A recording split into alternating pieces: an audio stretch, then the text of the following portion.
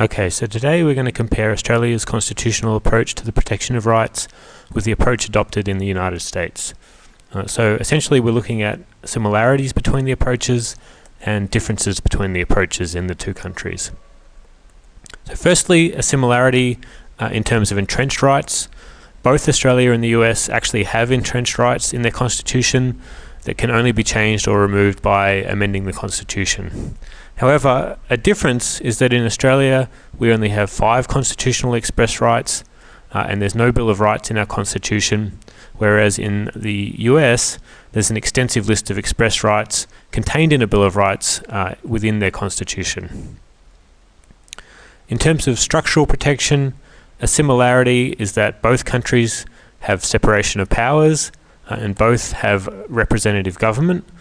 However, a difference for structural protection is that Australia does have responsible government, where cabinet ministers are elected by the people and they're responsible to Parliament, whereas in the US they don't have a system of responsible government because the US President, who's separate from the US Congress, appoints cabinet members. They're not elected and therefore they're not responsible to Parliament or the people.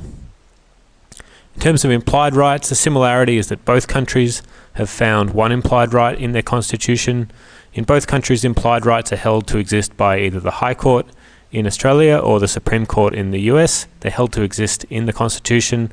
In Australia, we found the right to freedom of political communication.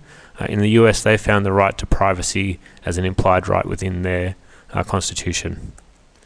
Another similarity is in terms of the enforceability of rights. Both entrenched and implied rights are fully enforceable in both the US and Australia. The High Court in Australia and the federal courts in the US can declare any legislation invalid if it infringes any express or implied rights. A key difference in terms of amending the Constitution is that in Australia, amending the Constitution requires a single referendum with a double majority, whereas in the US, the process is far more complex. It involves separate votes in each state. It involves a 2/3 majority of the US Congress, both houses of the US Congress, plus 3/4 of the states approving of the change to the Constitution. So it takes a lot more time in the US to amend the Constitution. And that's it.